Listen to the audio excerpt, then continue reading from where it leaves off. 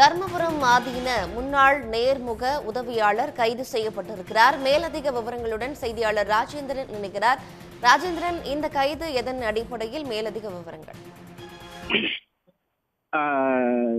ஆதீனத்தின் நேர்முக உதவியாளர் செந்தில் ஏற்கனவே கடந்த பிப்ரவரி மாதம் 28ஆம் தேதி மயிலாடுதுறை காவல் நிலையத்தில் அளித்த புகாரின் அடிப்படையில், அதாவது அந்த மயிலாடுதுறை தர்மபுரம் ஆதீனத்தின் சகோதரர் விருத்தகிரி அளித்த புகாரின் பேரில் ஆதீனத்தினுடைய ஆபாச வீடியோக்களை காட்டி மிரட்டி பணம் கேட்ட வழக்கில் 9 நபர்கள் மீது வழக்கு பதிவு செய்யப்பட்டது.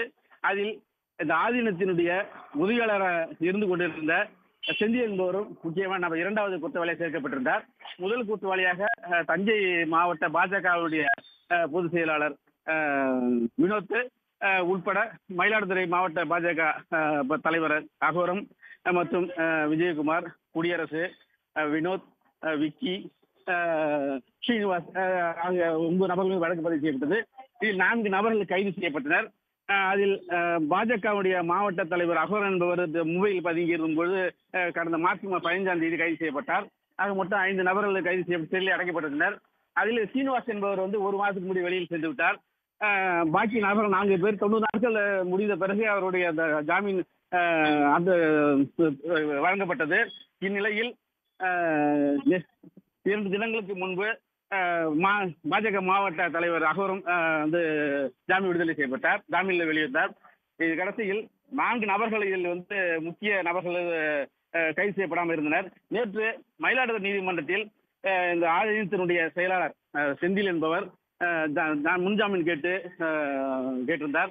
அதில் முன்ஜாமீன் வழங்கக்கூடாது என்றும் மேலும் அவர்களை விசாரிக்க வேண்டியிருப்பது என்பதால் அவருக்கு ஜாமீன் வழங்க மறுக்கப்பட்டது. இவர் பிப்ரவரி மாதம் 21ஆம் தேதி மயிலாடுதுறை தருமபுர ஆதீன 27வது சன்னிதானம் வாரணாசி செல்லும் பொழுது அவர் உடன் சென்றிருந்தவர். வாரணாசியில் அவர் அங்கே இருந்த வழக்கு பதிவு செய்யும் வரை வாரணாசியில் பதிவு செய்து மற்ற நபர்கள் கைது செய்யப்படும் வரை வாரணாசியில் ஆதீனத்துடன் தான் இருந்தார். ஆதீனம் புறப்பட்டு ஆந்திரா வரை செந்தில் உடன் வந்திருந்தார். அதற்கு பிறகு அவர் தலைமறைவாகிவிட்டார்.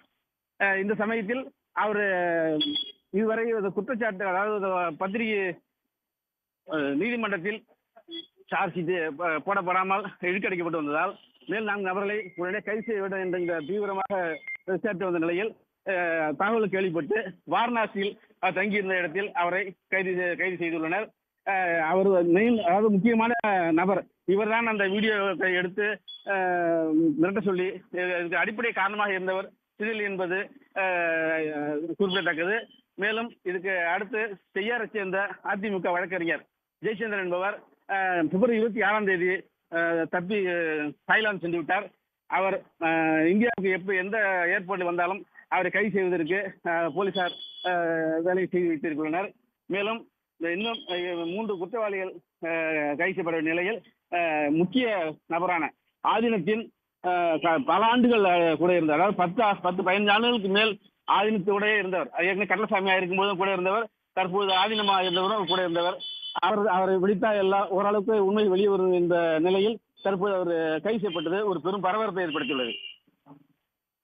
ராஜேந்திரன், உங்களுடைய விவரங்களுக்கு நன்றி. உடனுக்குடன் செய்திகளை தெரிந்து கொள்ள சன் நியூஸ் பெல் ஐகானை கிளிக் பண்ணுங்க.